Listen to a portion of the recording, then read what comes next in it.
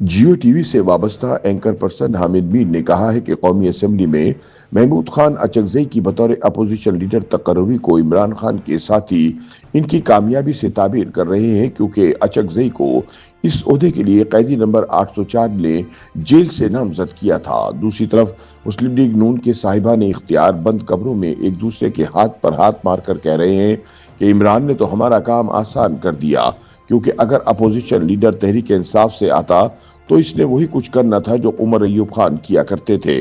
रोजनामा जंग के लिए अपने सियासी तज्जिये में हामिद मीर बताते हैं कि उमर अय्यूब खान और हुकूमत के दरमियान सिर्फ कम्युनिकेशन गैप नहीं बल्कि एक दूसरे के लिए सख्त नफरत पाई जाती थी। वजह यह थी कि उमर अय्यूब खान मुस्लिम लीग नून छोड़कर चले गए थे। इसके अलावा वो अपने वालिद और दादा के साबिक इदारे की सियासत में मुदाखलत पर बहुत बढ़ चढ़ कर तनकीद करते थे, और ये तनकीद साहिबान इख्तियार को इसलिए ज्यादा तकलीफ देती थी कि उमर अय्यूब खान पाकिस्तान के पहले फौजी डिक्टेटर जनरल अय्यूब खान के पोते हैं और एक साल कबल जनरल अय्यूब खान के इस्लामाबाद वाले घर में ही तहरीक तहफ़्फ़ुज़ आइन तश्कील दी गई थी। इस घर में महमूद अचकजई ने तहरीक इंसाफ वालों को बार बार समझाया था कि आइन के तहफ़्फ़ुज़ और बहाली के लिए आसिफ जरदारी और नवाज शरीफ समेत तमाम स्टेक होल्डर्स के साथ बातचीत का रास्ता निकालना होगा। अचकजई ने तहरीक तहफ़्फ़ुज़ आइन के प्लेटफॉर्म से बार बार ग्रैंड नेशनल डायलॉग की बात की और ये भी कहा कि नवाज शरीफ एक बड़े की हैसियत से कोई किरदार अदा करें।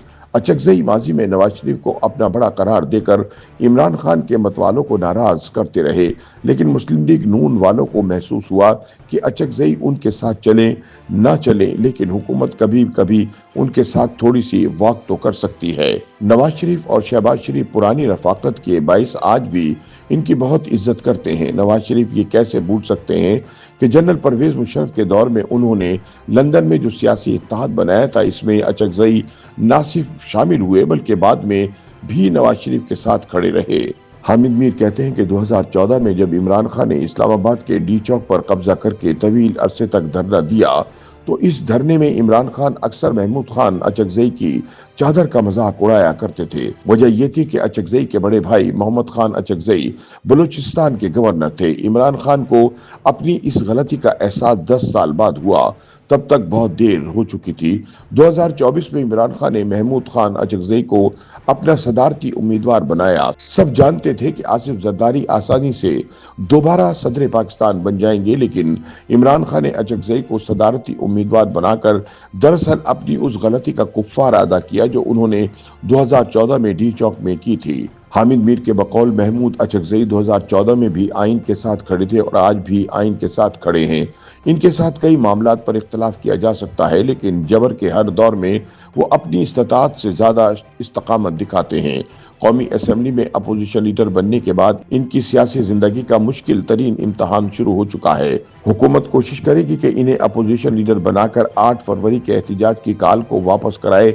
वाज़ेह रहे कि 8 फरवरी को पहिया जाम हड़ताल की काल तहरीक इंसाफ ने नहीं बल्कि तहरीक तहफ़्फ़ुज़ आइन ने दी है। इस काल को वापस लिए जाने का कोई इम्कान नहीं, क्योंकि जिस पार्लियामेंट के अंदर महमूद खान अचकजई को एक ओहदा दिया गया है वो पार्लियामेंट अपनी साख पर 26 नहीं बल्कि 27 वार कर चुकी है। तेजी से बदलती आलमी सूरत हाल ने भी हुकूमत को अपनी पॉलिसी पर नजर सानी के लिए मजबूर किया है। मारूफ एंकर पर्सन कहते हैं कि कुछ अरसा पहले तक अमरीकी सदर ट्रंप और हमारे साहिबान इख्तियार यकजां दो कालिब नजर आ रहे थे। शर्मुल शेख में तो हमने ट्रंप की तारीफों में जमीन और आसमान के ऐसे कलाबे मिलाए कि फिरत जज्बात से मगलूब होकर कई अमरीकियों की आंखों में आंसू उमड़ आए। अलबत्ता इन तारीफों पर बहुत से पाकिस्तानी खून के आंसू रोए। फिर पाकिस्तान ने 2 ऐसे फैसले किए जिन्होंने ट्रंप को बाकायदा सियासी झटके दिए। पहला फैसला पाकिस्तानी फौज को गजा भेजने से इनकार का था।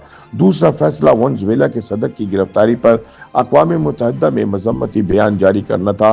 जवाब में अमेरिका ने पाकिस्तान को इन 75 ममालिक में शामिल कर दिया जिनके शहरियों के लिए इमिग्रेंट वीजा प्रोसेस को रोक दिया गया है। पाकिस्तान के फैसला साज ईरान में अमेरिका और इसराइल के मुश्तरका किरदार का हर जाविये से जायजा ले रहे हैं। इन्हें खदशा नहीं बल्कि यकीन है कि ईरान में हुकूमत की तब्दीली के बाद अगला निशाना पाकिस्तान होगा। हामिद मीर के बकौल अमेरिका पाकिस्तान में ज्यादा सियासी गड़बड़ नहीं चाहता, लेकिन इसराइल की कोशिश होगी कि पाकिस्तान और अमेरिका को आमने सामने लाया जाए। امریکی اسٹیبلشمنٹ طویل عرصے سے پاکستان کے نیوکلیئر پروگرام کو محدود کرنے کے راستے تلاش کر رہی ہے۔ آج کل اسرائیلی وزیر اعظم نیتن یاہو کوشش کر رہے ہیں کہ ٹرمپ اور نریندر مودی میں تعلقات کو بہتر بنایا جائے۔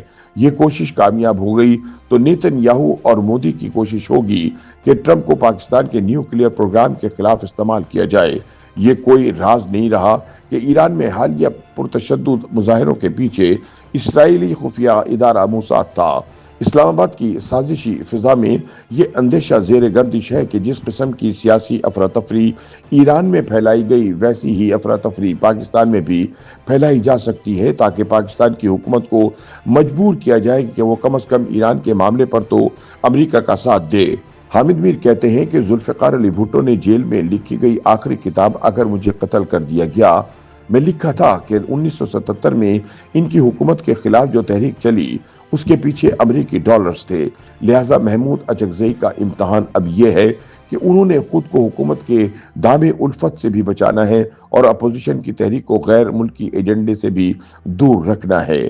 ان کا کہنا ہے کہ پاکستان کا آئین صرف غیر جمہوری قوتوں کا ہی نہیں بلکہ کچھ غیر ملکی طاقتوں کا بھی نشانہ ہے، جس کی تفصیل اچکزئی صاحب کو ضرور بیان کرنی چاہیے۔